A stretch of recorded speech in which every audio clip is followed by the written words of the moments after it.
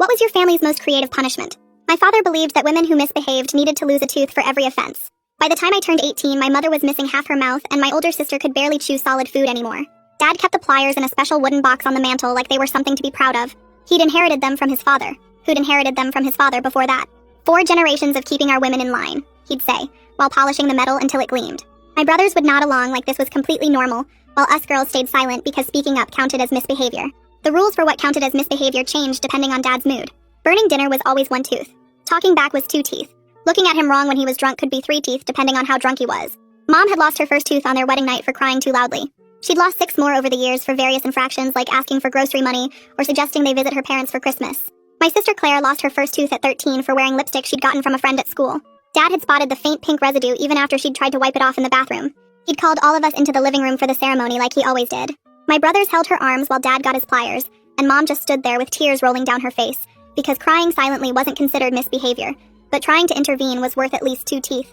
I learned to be invisible after watching what happened to Claire. Never spoke unless spoken to directly. Never made eye contact. Never did anything that could be interpreted as defiance. But perfection was impossible in our house because Dad would find reasons to punish us, even when we'd done nothing wrong. He'd claim we'd given him a look, or had an attitude in our voice that only he could detect. Mom tried to protect us in small ways without directly defying him. She'd warn us when he was in a particularly bad mood so we could hide in our rooms. She'd take blame for things we'd done, hoping he'd be satisfied with punishing just her. By the time I was 16, she was missing 12 teeth and could barely eat anything harder than soup. She covered her mouth when she talked and never smiled anymore. My sister Claire lost 4 more teeth over the next few years. 1 for coming home 5 minutes past curfew. 1 for getting a B on her report card instead of straight A's. 2 for refusing to quit her after-school job when Dad decided she was getting too independent. She started developing a lisp from the gaps in her mouth, and kids at school called her a hockey player because of all the missing teeth. The ritual was always the same. Dad would announce the infraction at dinner, then make us all gather in the living room. The guilty party would sit in the special chair they'd inherited along with the pliers. My brothers would hold her shoulders. Dad would make a speech about maintaining order and respecting authority while heating the pliers over a candle flame to sterilize them. Then he'd reach into her mouth while she tried not to scream because screaming was another tooth. I made it to 17 without losing any teeth, which Dad said was suspicious. "No woman is that well behaved," he'd mutter while staring at me during dinner. "You're hiding something." He started inventing infractions just to have an excuse. I'd apparently looked at him disrespectfully even though I hadn't looked at him at all. I'd walked too loudly on the stairs. My breathing was aggressive. He was building up to something and everyone knew it. Things changed when our cousin visited from the city and saw Mom's destroyed mouth. She pretended everything was normal during dinner, but I saw her taking pictures when she thought no one was looking. 2 days after she left, we had cops at our door. Someone had reported suspected abuse. Dad was calm as he explained that the women in our family had genetic dental problems, and he showed them forged medical records he'd been preparing for years just in case. After the cops left, Dad called a family meeting. "Someone in this house contacted outsiders," he said while looking directly at me. "That's the ultimate misbehavior." I protested that I hadn't done anything, but he'd already decided I was guilty. 10 teeth, he announced, all at once, tonight. Mom actually gasped out loud, which earned her 2 more teeth for the outburst. That night, they prepared everything while I sat in my room trying not to throw up from fear. 10 teeth would destroy my mouth. I'd look like a monster. I'd never be able to eat normally again. Mom snuck into my room after midnight when Dad was drinking with my brothers. "Run," she whispered through her ruined mouth. "Take Claire and run now while they're distracted." But Claire was too broken to run. She just sat in her room staring at nothing like she always did. I could hear Dad calling my name from downstairs. My brothers were coming up to get me. Mom was crying and begging them to wait until morning, but Dad said justice couldn't wait. They dragged me down to the living room where the chair was waiting. Dad had the pliers ready, and my brothers took their positions. "Open wide," Dad said with a smile that showed all his perfect teeth. "This is what happens when women forget their place in this family." Mom screams like something broke inside her and throws herself sideways into the bookshelf. Books and picture frames crash to the floor in a mess of glass and paper. Dad and my brothers all turn toward the noise at the same time. I don't think, just move. I throw my body sideways out of the chair and my shoulder hits the floor hard. I'm crawling before I even register the pain, scrambling across the carpet toward the hallway on my hands and knees. My brother Mark lunges for my ankle, but his fingers just brush my pajama pants. I'm already pulling myself up using the door frame, already running. I take the stairs 3 at a time and my bare feet barely touch the steps. Dad roars something behind me, but I can't make out the words over the sound of my own breathing. I hit the back door at full speed and don't even try to turn the handle properly. Just slam my whole body against it until it flies open. The cold night air hits my face and arms like a slap. I'm running across our yard in just my pajamas and bare feet. The grass is wet and cold under my feet. I can hear Dad's voice getting closer behind me. I don't look back, just run harder toward the road. My lungs start burning after the first block. The gravel road cuts into my feet and I can feel something warm running between my toes that's probably blood. I keep running anyway because stopping means going back to that chair. I make it 2 streets over before my legs start shaking so bad I have to stop. There's a truck parked along the curb and I duck behind it, pressing my back against the cold metal. My hands shake so badly I almost drop my phone when I pull it from my pajama pocket. I dial 911 and try to whisper, but my voice comes out shaky and too loud. The dispatcher answers and I tell her my address and that I need help right now. She tells me to stay on the line and asks where I am exactly. I describe the truck and the street name that I can barely read in the dark. She says police are 3 minutes away and to stay hidden. She keeps talking to me in this calm voice, asking my name and if I'm hurt. I tell her my feet are bleeding, but that's not the important part. I can hear Dad's truck engine somewhere close, driving slow like he's searching. The sound gets louder and then quieter and then louder again as he circles the blocks. I press myself smaller against the truck's wheel well, trying to disappear. The dispatcher keeps asking me questions about what happened, and I answer in whispers, telling her about the pliers and the chair and how I ran. She doesn't sound shocked or like she thinks I'm lying. She just keeps talking in that steady voice and telling me help is almost there. 2 patrol cars turn onto the street with their lights off. I can see them rolling slow toward where I'm hiding. The female officer gets out first and finds me still crouched behind the truck. I'm shivering so hard my teeth are chattering even though it's not that cold. She wraps her jacket around my shoulders while her partner talks into his radio. They position both patrol cars between me and the direction of my house, blocking the view. The female officer asks if I can walk and I nod even though my feet hurt really bad. They help me into the back of one car and the partner calls for an ambulance. The emergency room is bright and too warm after being outside. A doctor named Autumn Wise comes in and starts examining my feet under the lights. She takes pictures of the cuts from the gravel and then notices the old scars on my arms. She asks gentle questions about where those came from while she cleans the gravel out of my cuts with tweezers. I tell her about the ceremonies and how my brothers would hold our arms during the tooth extractions. She doesn't interrupt or act like she doesn't believe me. She just keeps cleaning my feet and taking more pictures of the scars. I find myself telling her everything because she actually listens. I tell her about Mom's missing teeth and Claire's lisp and the wooden box on the mantle. I tell her about the 4 generations and the forged medical records and how Dad was going to take 10 teeth tonight. She finishes bandaging my feet and then sits down on the stool next to the bed. She says she's going to call someone who can help and that I did the right thing by running. A detective shows up around 2 in the morning when I'm still in the emergency room. His name is Jason Manning and he sits in the chair beside my bed with a notebook. He asks me to start from the beginning and explain everything. I tell him about the pliers and the chair and how it's been happening for generations. He doesn't act shocked or like this is too crazy to be real. He just writes everything down and asks specific questions about dates and how many times it happened. He treats my story like it matters instead of like I'm some kid making things up. When I finish talking, he asks about Mom and Claire. He wants to know if they're still at the house. I tell him yes and start crying because I left them there with Dad. Manning says he can send officers to check on them if I want. I'm scared that a welfare check will make everything worse. Dad will know I talked and he'll punish them. But Manning says they'll be careful and just ask to see that everyone is okay. They won't mention me or say why they're really there. I agree because I need to know if Mom and Claire are safe. Manning steps out to make the call and I sit in the hospital bed staring at my bandaged feet. The officers come back about an hour later. Manning returns to my room and sits down again. He says Dad refused to let them inside the house. Dad showed them those fake medical records again and said everyone was asleep and fine. The officers couldn't force their way in without a warrant. Manning's jaw gets tight when he tells me this. He says we need more evidence to get a warrant, but right now the priority is keeping me safe. I ask what happens next and he explains about protective orders and investigations. A victim advocate arrives right when the sun is coming up. His name is Tanner Owens and he's carrying a bag with clothes and toiletries. He sits down and explains that I'll be going to an emergency shelter. The location is confidential so Dad can't find me there. He breaks down what happens next with protective orders and investigations, making it sound less scary by going through each step. He tells me I'll meet with a judge and probably have to tell my story again. He says it's normal to feel scared and that he'll be there to help me through each part. The clothes he brought are basic things like jeans and a t-shirt and a toothbrush. Everything feels surreal, like this is happening to someone else and I'm just watching. Tanner drives me to the shelter while the sky is still dark and the streets are empty. The building looks normal from outside, just a regular house in a quiet neighborhood, which I guess is the point so nobody knows it's there. A staff member meets us at the door and leads me upstairs to a small room with a bed, a desk, and a window with bars on it. She shows me how the lock works and hands me the only key. I stand there holding this tiny piece of metal and something breaks inside me because I've never had a door I could lock before. At home, my door didn't even have a lock and Dad would come in whenever he wanted. Now I have this key and nobody can get to me and I sit on the floor and cry. So hard I can't breathe. The staff member sits with me until I calm down and then shows me where the bathroom is and tells me breakfast is at 7. I lock the door after she leaves and test it 3 times to make sure it really works. The room is basic but clean and there's a stack of donated clothes in the closet that mostly fit. I try to sleep but every sound makes me jump because part of me thinks Dad will find me somehow. Morning comes and I go downstairs for breakfast, where there are 4 other women and 2 kids, but nobody asks questions. After breakfast, the staff member whose name is Rita gives me a huge stack of paperwork to fill out. Medical history, insurance information, emergency contacts, safety planning documents. My hand cramps from writing and some of the questions make me cry again like the one asking if I feel safe. A nurse comes by to check my feet and change the bandages and take photos of the cuts for documentation. Then I meet with a crisis counselor who has an office in the basement. She tells me her name is Dr. Yoon, and that I don't have to talk about anything I'm not ready to discuss. We sit in silence for most of the session, which feels weird but also kind of okay. She gives me her card and says I can come find her anytime, day or night, if I need to talk. Back in my room, I try calling Claire 3 times, but she doesn't answer. Each time it goes to voicemail, I feel sicker because I don't know if she's okay or if Dad is punishing her for me running. I text her asking if she's safe, but the message just says delivered, not read. My stomach hurts so bad I can barely eat lunch. Manning calls around 6 that evening and asks how I'm doing at the shelter. I tell him about trying to reach Claire and he says he'll look into it. Then he tells me he contacted Veronica to ask about the photos she took when she visited.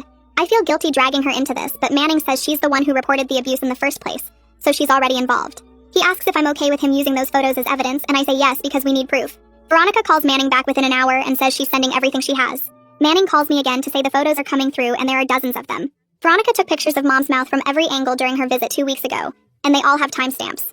She also sends screenshots of text messages where Mom tried to explain away the missing teeth as genetic problems, but the messages don't match what's actually visible in the photos. Manning sounds excited in a professional way and says this evidence really helps the case. I feel relieved that someone documented what Dad did, but also scared about what happens next. On day 3, Manning picks me up from the shelter to take me to the courthouse for an emergency protective order hearing. I have to sit in front of a judge and describe the abuse while Dad's lawyer and a court reporter write everything down. My voice shakes so bad I have to repeat myself twice, and at one point I start crying and the judge gives me a break to get water. Manning sits next to me the whole time, and when I finish testifying, the judge grants a temporary order. Dad and my brothers aren't allowed within 500 feet of me or to contact me in any way. The judge says the order is good for 2 weeks, and then we'll have another hearing to make it permanent. I should feel safer, but instead I feel more scared because now Dad knows for sure that I talked. Back at the shelter, Rita helps me set up online classes so I don't fall behind in the school. She gives me a laptop and shows me how to log into the virtual classroom.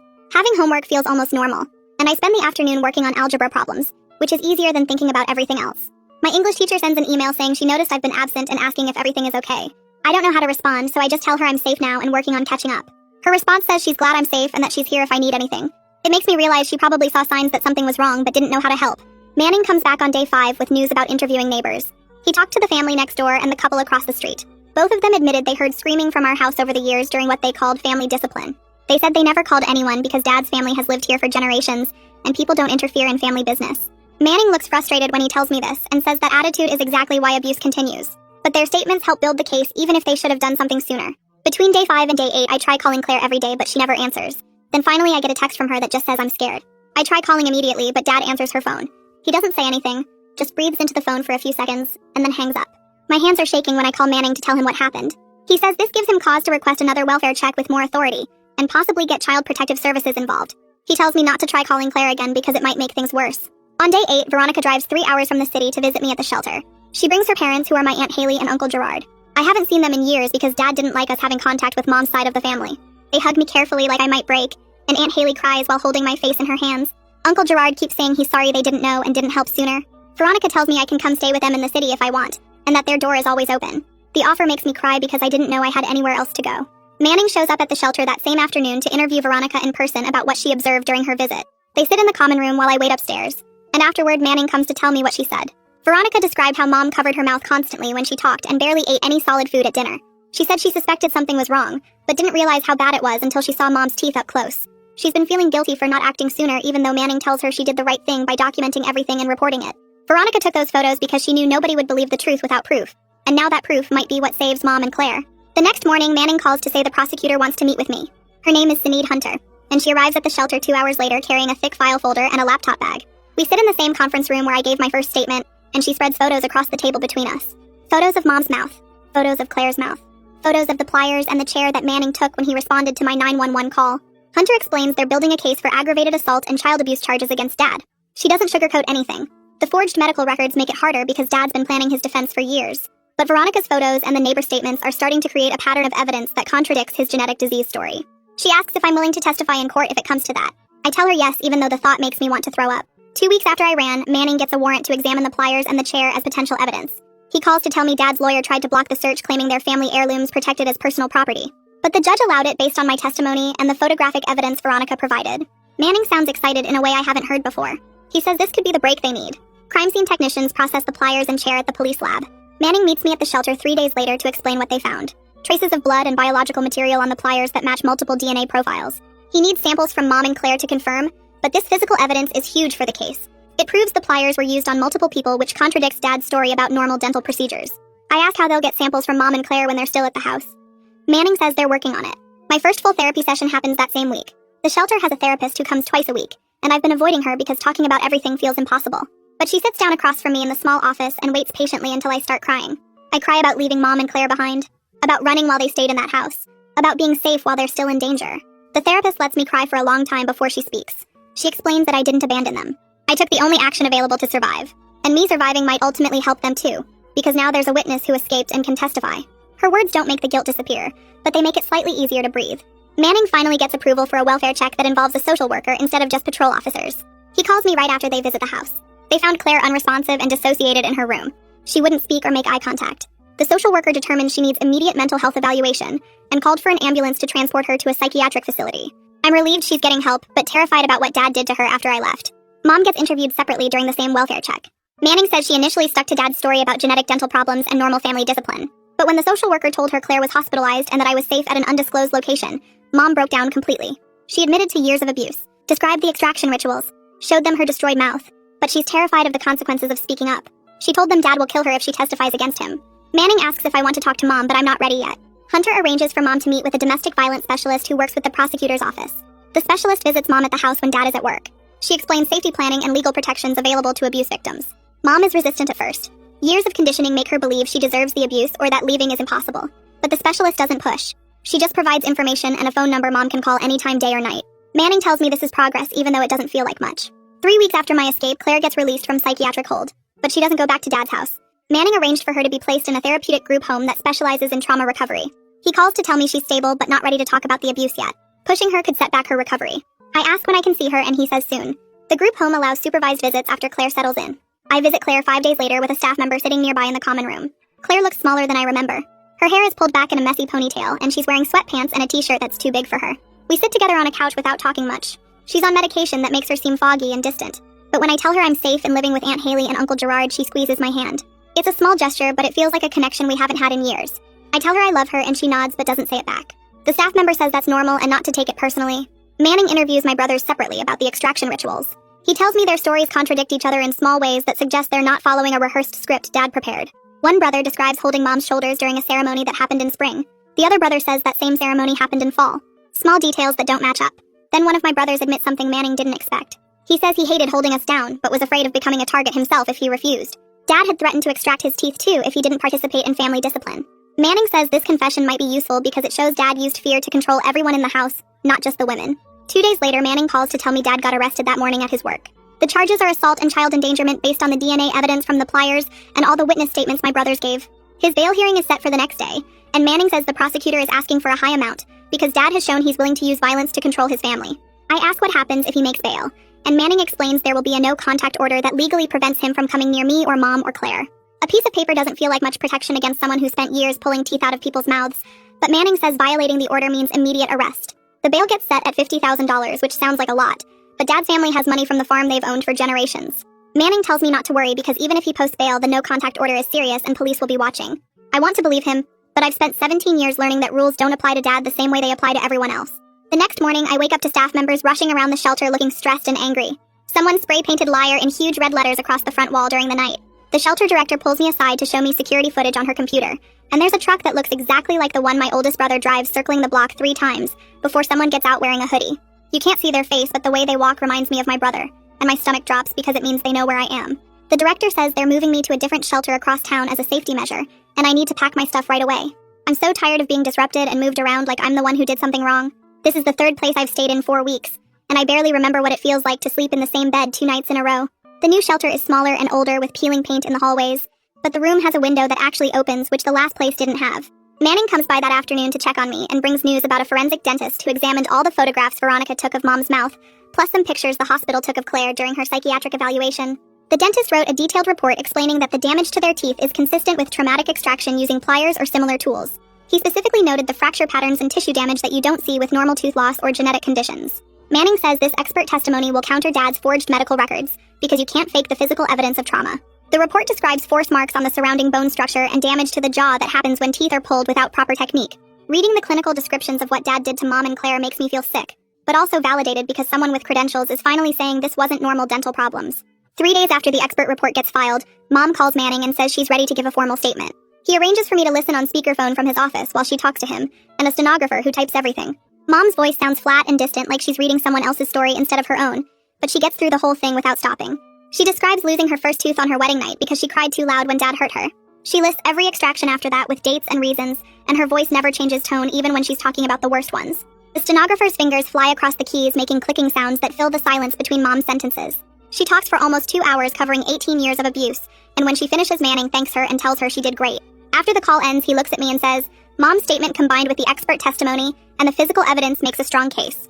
Hunter files upgraded charges the next week, including aggravated assault with a weapon and child abuse, and witness intimidation based on the phone incident where Dad called Claire's phone. Dad's lawyer tries to argue the pliers are just a tool, not a weapon, but Hunter shows pictures of the pliers next to the dental damage and explains how they were used to inflict harm. The judge denies the motion to dismiss and sets a preliminary hearing date for 2 weeks out. Manning explains this means the case is moving forward, and Dad will have to answer to all the charges in court. A week later, I have to testify before a grand jury, which Manning says is a group of regular people who decide if there's enough evidence to indict someone. The courthouse is huge and intimidating with marble floors and high ceilings that make every sound echo. Tanner meets me in the waiting room and sits with me while I try not to throw up from nerves. He reminds me I'm just telling the truth about what happened, and the grand jury needs to hear my story to understand why Dad needs to face charges. When they call me in, I walk into a room full of strangers sitting in rows looking at me, and my hands start shaking. The prosecutor asks me questions about the pliers and the chair and the ceremonies, and I answer each one as clearly as I can. I describe the night I ran and the 10 teeth Dad planned to take, and how Mom created a distraction so I could escape. Some of the grand jury members look upset, and one woman in the back row wipes her eyes. But I keep talking because Tanner said getting through this is important. The whole testimony takes about 40 minutes, and when I'm done, the prosecutor thanks me and says I can go. Tanner is still waiting in the hallway, and he tells me I did really well, even though I felt like I was going to pass out the whole time. 2 days later, Manning calls with news that the grand jury returned indictments against Dad on multiple felony counts. They also indicted both my brothers as accomplices for their role in holding us down during the extractions. My brother's lawyer contacts Hunter immediately to negotiate a plea deal where they'll testify against Dad in exchange for reduced charges. Manning says this is good because their testimony will show the pattern of abuse and how Dad controlled the whole family through fear and violence.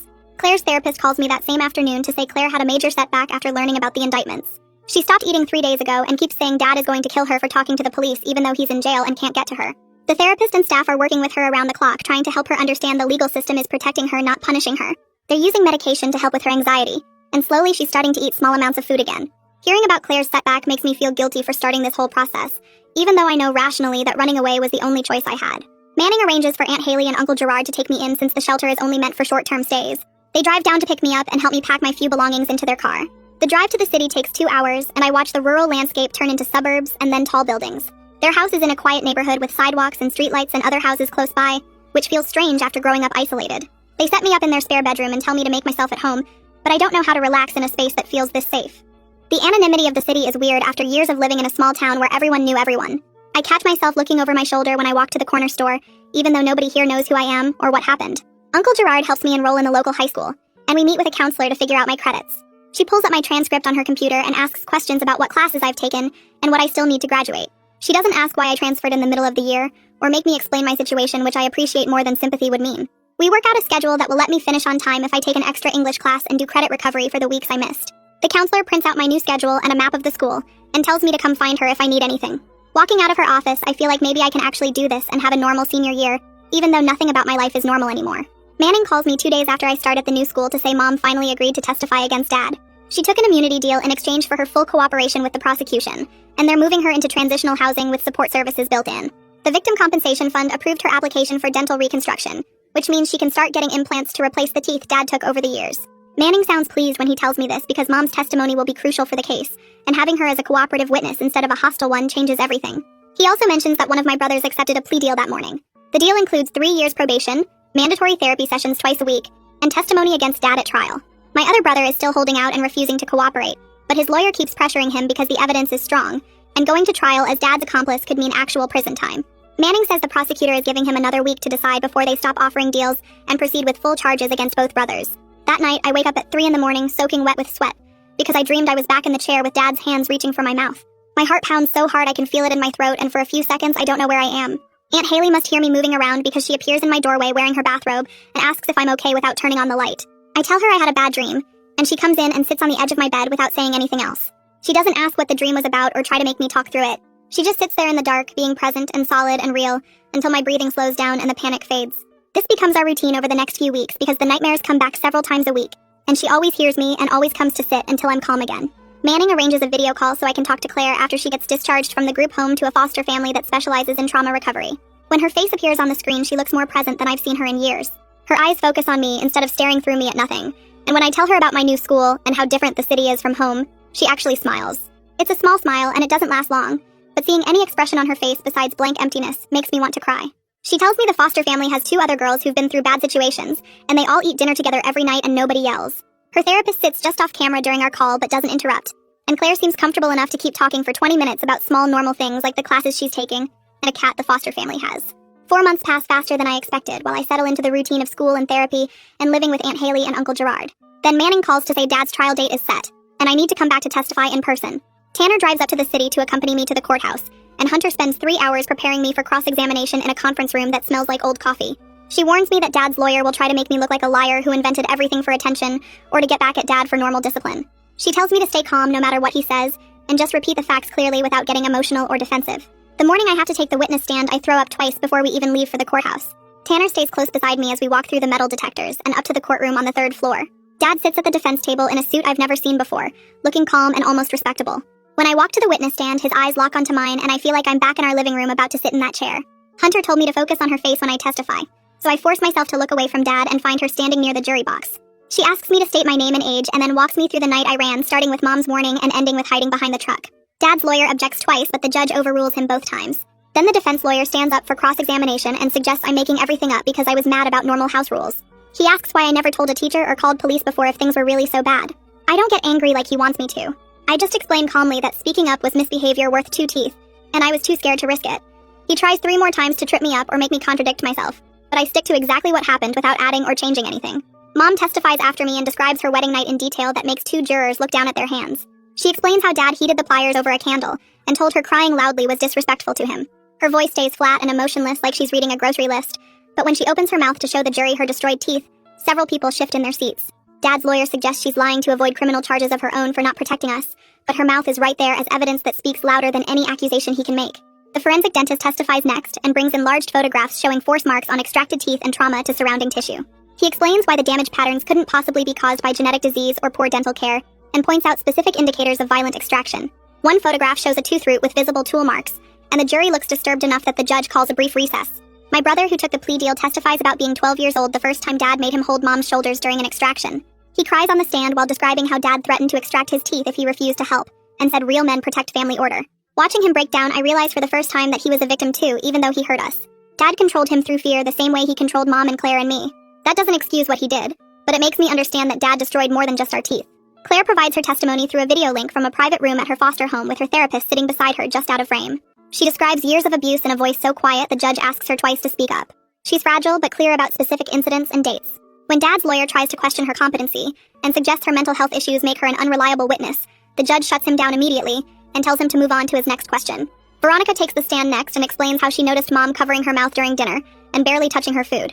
She describes taking photos in the bathroom when Mom showed her the missing teeth because she wanted to document what she saw, but wasn't sure what to do with the evidence. The defense lawyer asks why she waited 2 days to call police if she was so concerned, and Veronica admits she was scared of making things worse for us. She says she spent those 2 days researching abuse reporting and trying to decide if intervention would help or just make Dad angrier. I understand her hesitation completely, because I lived with that same calculation every single day. Hunter asks her to describe Mom's condition in detail, and Veronica explains that 12 missing teeth isn't something you see from poor dental care or genetics. She says Mom could barely chew and spoke with a lisp and seemed terrified the whole visit. The defense tries to suggest Veronica has a grudge against Dad from some family conflict, but she calmly states she barely knew him before the visit, and only acted because what she witnessed seemed criminal. The defense presents their case next, and Dad's lawyer shows the forged medical records to the jury, while calling a dentist who testifies about genetic conditions that can cause tooth loss. This dentist explains various diseases and disorders that affect teeth, and admits it's theoretically possible for multiple family members to have similar dental problems. But when Hunter cross-examines him, she asks if he ever personally examined any of us, and he admits he never met us. She asks if the medical records show any actual genetic testing or just claims of family history, and he acknowledges there's no lab work. Hunter shows him the forensic photos of extracted teeth with tool marks, and asks if genetic disease leaves metal scraping on tooth roots. He admits it doesn't. She asks if genetic conditions cause trauma to surrounding gum tissue consistent with forced extraction, and he says no. By the end of his testimony, the defense's medical expert has basically confirmed that our injuries don't match any natural disease process. The trial runs for 3 full days with both sides presenting evidence and calling witnesses. Hunter's closing argument walks the jury through every piece of physical evidence, starting with the pliers that have 4 different DNA profiles on them. She describes the photos of our mouths and the forensic analysis of trauma patterns. She reminds them of testimony from me and Mom and Claire and my brother, who all described the same ritual in the same chair with the same tools. She explains that the defense wants them to believe in an impossible coincidence, where 3 women in one family all developed identical dental problems, that somehow required the father to keep extraction pliers as a family heirloom. She tells them the evidence proves systematic violence beyond any reasonable doubt. The defense's closing argument claims we're all lying to escape consequences for our own failures, and that Dad is a traditional father being persecuted for maintaining family discipline. His lawyer suggests the DNA on the pliers could be from legitimate dental emergencies, where Dad helped during actual medical crises. He points to the medical records as proof of genetic problems, and argues that the prosecution is criminalizing a father's attempts to help his family. The jury gets the case after lunch on the 3rd day. and we all wait in a victim conference room while they think it over. Tanner brings sandwiches, but I can't eat anything because my stomach is twisted in knots. Mom sits very still staring at her hands, and I wonder what she's thinking after spending so many years believing this was normal. 6 hours later, the bailiff calls us back to the courtroom because the jury has reached a verdict. My legs shake walking back into that room, and I have to focus on breathing normally. The jury foreman stands up when the judge asks if they've reached a verdict and says they have. The judge asks about the first count of aggravated assault, and the foreman says guilty. The second count of aggravated assault gets the same answer. Child abuse guilty. Witness intimidation guilty. The foreman reads guilty 12 times for 12 different charges, and Dad just sits there with no expression on his face like he's watching a boring movie. I feel something loosen in my chest that's been tight and hard for years. It's not happiness exactly because there's too much damage for happiness, but it's relief that someone finally believed us. The judge thanks the jury and sets a sentencing hearing for 2 weeks from today. Hunter catches up with us in the hallway and asks if I want to give a victim impact statement at sentencing. I'm scared of being in the same room with Dad again and having to speak while he stares at me, but I also want him to hear directly from me how his actions destroyed our family and took away our ability to feel safe. I tell Hunter I'll do it, and she says she'll help me prepare a statement that covers what I want to say. Mom decides she wants to give a statement too, and Hunter explains that Claire can submit a written statement that the prosecutor will read since she's not ready to attend in person. The 2 weeks pass in a strange blur where I'm living at Aunt Haley's house going to my new school, but my mind is stuck on what I'm going to say at sentencing. I write about 15 different versions of my statement before I find words that feel true. Aunt Haley helps me practice reading it out loud so I don't freeze up in court. The sentencing hearing is in the same courtroom, and I sit in the front row with Mom while we wait for the judge to come in. Dad is brought in wearing jail clothes, and he looks thinner than I remember, but his face still has that same cold expression. The judge asks if any victims want to make statements before sentencing, and Hunter calls me first. I walk to the podium with my paper shaking in my hands and start reading about how I learned to make myself invisible in my own house. I describe never knowing which version of Dad would come home each night and how I still flinch when I hear loud voices or heavy footsteps. I explain that I can't eat dinner with other people without feeling panic, because dinner was when Dad would announce who was getting punished. My voice cracks a few times, but I get through the whole thing while Dad stares at me with no emotion. Mom reads her statement next about losing her ability to smile and eat normally, and how she covered her mouth for years because she was ashamed. She talks about her wedding night, and how she thought marriage was supposed to be about love and partnership, but instead she got violence and control. Hunter reads Claire's statement, which describes years of abuse and how she still has nightmares about the chair and the pliers. Claire wrote that she's working on recovery but doesn't know if she'll ever feel completely safe again. The judge listens to all 3 statements without interrupting, and then asks Dad if he wants to say anything before sentencing. Dad stands up and says he was just maintaining family order the way his father taught him, and that modern society has lost respect for traditional family structures. He doesn't apologize or show any understanding that he hurt us. The judge's face gets hard, and she tells Dad that his actions constitute torture, and that no tradition justifies systematic violence against family members. She sentences him to 15 years in prison, followed by 10 years of probation, with mandatory anger management and mental health treatment. She orders him to pay money for our dental work and therapy, though Hunter warned us we probably won't see much of that. My brother who testified and took the plea deal gets probation with intensive supervision and mandatory therapy. The judge says she considered his age when Dad started forcing him to participate, and the control Dad had over him. My other brother who refused to cooperate gets 3 years in prison as an accomplice. The judge tells him he made choices to participate, even though he was also a victim of Dad's control, and those choices have consequences. After sentencing, Tanner meets with Mom and me to help us apply for victim compensation funds that will cover dental work and therapy and some living expenses. The paperwork is overwhelming with dozens of forms asking for detailed information about the abuse and our financial situation. Tanner walks us through every single form and explains what each section means and why they need that information. Just knowing there's financial support available makes recovery feel more real and possible instead of some distant idea. Mom starts the dental reconstruction process the following week with a specialist who works with abuse survivors. The specialist explains that Mom will need implants to replace the missing teeth, which will take several months of appointments and procedures. Mom cries during the consultation, but the specialist says those are normal tears, because getting treatment means acknowledging what happened and starting to heal. Just having a treatment plan gives Mom hope for the first time in years, and she calls me that night to say she scheduled her first implant surgery. I start therapy twice a week with a counselor who works with abuse survivors. The sessions happen in a small office with soft chairs and a box of tissues that gets used more than I expected. My therapist asks me to talk about my brothers and how I feel about their roles and what happened. I tell her I'm angry at them for holding us down, but also confused because they were scared of Dad too. She helps me understand that I can recognize they were victims while still holding them responsible for choosing to participate instead of refusing or getting help. This idea feels complicated and uncomfortable, but also true in a way that makes sense. We spend weeks working through these feelings and I cry during most sessions, but afterward I feel lighter, like I've set down something heavy I'd been carrying. My therapist never pushes me to forgive anyone or move on faster than I'm ready. She just listens and asks questions that help me figure out what I actually think versus what I was taught to think. Claire moves to a long-term therapeutic foster home about a month after sentencing. The foster parents specialize in helping kids who've been through serious trauma, and they have experience with the kind of damage our family did. She starts attending a special school designed for trauma survivors, where the classes are smaller, and the teachers understand why she might have trouble concentrating or need to leave the room sometimes. She calls me every Sunday afternoon, and we talk about normal things like TV shows we're watching and songs we heard on the radio. These conversations feel strange at first because we never just talked about regular stuff before. Everything in our house was always tense and careful. But slowly we build a different kind of relationship that isn't only about shared pain. She tells me about a girl at her school who's teaching her to paint, and I tell her about a book I'm reading for English class. The calls are short because talking still tires her out, but they matter more than long conversations would. 6 months after the trial, I get my report card and see that I made honor roll for the first time ever.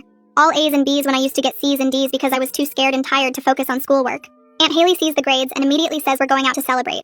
She takes me to a restaurant where I order whatever I want without worrying about the price, and she tells me she's proud of how hard I've worked to build a new life. I feel embarrassed by the praise because I don't think I did anything special. I just went to the school and did my homework. But she says that doing normal things after trauma isn't easy, and I should recognize my own strength. The dinner feels good in a quiet way that's different from big dramatic moments. Just sitting in a restaurant eating good food and talking about my future, like I actually have one. Mom sends me a photo one afternoon showing her smiling with her mouth full of new teeth. The first phase of her dental reconstruction is complete, and she looks completely different. Younger somehow and lighter, like years of weight lifted off her shoulders. She can eat solid food again without pain, and she doesn't cover her mouth when she talks anymore. The text with the photo says she started volunteering at a domestic violence shelter helping other women who are trying to leave dangerous situations. She meets with them one-on-one and shares her story so they know recovery is possible even when everything feels hopeless. I call her after seeing the photo and she sounds happier than I've heard in years. She talks about the women she's helping and how good it feels to turn her experience into something useful. I tell her I'm proud of her and mean it completely. My school counselor helps me start applying to colleges during my senior year. We focus on schools that have strong support services for students with trauma histories, because I know I'll need help adjusting to college life. The counselor shows me information about campus counseling centers and student support groups and schools with programs specifically for survivors. A year ago, the idea of going to college felt impossible, like something that happened to other people, but not to girls like me. Now it feels like a real future I can actually work toward. I fill out applications and write essays about overcoming challenges and request transcripts from my old school. The process is overwhelming with deadlines and requirements, but the counselor breaks everything into small steps. Each application I submit feels like proof that I'm building something new. Claire visits me and Aunt Haley for a weekend in early spring. Her foster parents drive her to the city and drop her off Friday evening. We spend the weekend doing normal sister things like watching movies on the couch and baking cookies that turn out slightly burned but taste good anyway. She's still in therapy and taking medication for anxiety and depression, but she seems more present than before. More like a person and less like a ghost. Saturday night we're watching a comedy and I make some stupid joke about the main character, and Claire actually laughs. A real laugh that sounds surprised, like she forgot she could do that. The sound is so beautiful I almost cry, but I don't because I don't want to make the moment weird. We just keep watching the movie and eating our burned cookies and being sisters in a way we never got to be before. Manning calls on a Tuesday to tell me that Dad filed an appeal of his conviction. His lawyer warned us this would probably happen because convicted people almost always appeal. Hunter gets on the phone too and explains that the appeal likely won't succeed because the evidence against Dad was overwhelming. Multiple witnesses, physical evidence, expert testimony, all of it pointing to systematic abuse over years. But the appeal means the case isn't completely over yet. There will be more legal proceedings and possibly another hearing where we might have to testify again. I feel my stomach drop when Manning tells me this because I thought we were done. I thought sentencing meant it was finished and we could move forward. But apparently legal cases don't end cleanly like I hoped. They drag on with appeals and motions and more waiting. Manning promises to keep me updated on everything and says I probably won't have to testify again, but he can't guarantee it. After the call, I sit in my room feeling tired in a deep way that sleep won't fix. My English teacher assigns an essay about overcoming adversity, and I decide to write about my experience escaping abuse.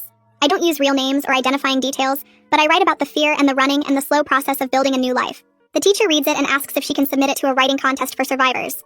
I agree, even though the idea of strangers reading my story makes me nervous. A few months later, I find out I didn't win the contest, but my essay gets published in a collection of survivor stories. Seeing my words in print feels strange and powerful at the same time. I read the essay 3 times trying to recognize myself in the story, and realize I'm not ashamed anymore. I'm not proud exactly, but I'm not hiding either. What happened to me was real and wrong, and now it's documented in a way that might help someone else feel less alone. Mom calls me one evening crying, but the tears sound happy instead of sad. She just got her final dental implants placed, and the dentist cleared her to eat whatever she wants. She tells me she ate an apple that afternoon for the first time in years. A whole apple with the skin on, biting through it like a normal person without pain or difficulty. She cries telling me this, and I cry listening because something as simple as eating an apple represents so much more than food. She also mentions she started dating someone she met at the domestic violence shelter support group, a man who left his own abusive marriage and understands what recovery looks like. She's taking things very slowly because trust is hard after what Dad did, but she's allowing herself to imagine a different kind of relationship, one based on respect instead of fear. I tell her I'm happy for her and I mean it, even though part of me worries she'll get hurt again. But she's an adult making her own choices, and all I can do is support her. On the 1-year anniversary of my escape, I visit the shelter where I first stayed after running from Dad. The staff members remember me and hug me carefully, asking how I'm doing. I thank them for helping me that first terrible night when I showed up barefoot and shaking. They tell me they're glad I'm safe now and ask about my plans for the future. Tanner happens to be at the shelter meeting with a new client, and he comes over to say hello. He tells me I was brave for running and for testifying and for rebuilding my life. I shake my head and explain that I wasn't brave at all. I was desperate and terrified and just trying to survive. Sometimes desperation looks like courage from the outside, but it doesn't feel courageous when you're living it. It feels like panic and instinct and doing the only thing possible in an impossible situation. Tanner listens and nods and says that maybe courage and desperation aren't as different as people think. Maybe they're both just different words for refusing to give up. I don't know if I agree, but I appreciate him listening without arguing. We talk for a few more minutes about my school and Claire's progress and Mom's dental work. Then I leave the shelter and walk to Aunt Haley's car, feeling grateful for everyone who helped me get from that desperate night to this ordinary afternoon. A few weeks later, I attend Claire's graduation from her therapeutic school program. The ceremony is small and quiet, with just the students and their families in a community center room decorated with handmade banners. Claire walks across the little stage to accept her certificate, and she's smiling for real. Not the fake smile she used to wear at home. Afterward, she comes over and hugs me tight, something she hasn't done in years. She tells me she's going to regular high school next fall with support services in place, and that she's nervous but ready. Then she says something that makes my chest feel warm. She wants to be a therapist someday to help other kids like us. I tell her she'll be amazing at it, and I mean every word because she understands what it's like in a way most people never will. These days, I'm sleeping through most nights without nightmares, which still surprises me when I wake up and realize I made it through. When I do wake up afraid, heart racing, and hands shaking, I can calm myself down now. I remind myself that I'm safe in Aunt Haley's house. I remind myself that Dad is in prison where he can't hurt anyone. I remind myself that I have people who love me and want me to be okay. The fear doesn't disappear completely, and maybe it never will. But it's not the loudest voice in my head anymore. It's just one voice among many, and I can choose which ones to listen to. That feels like the truest kind of freedom I've ever known.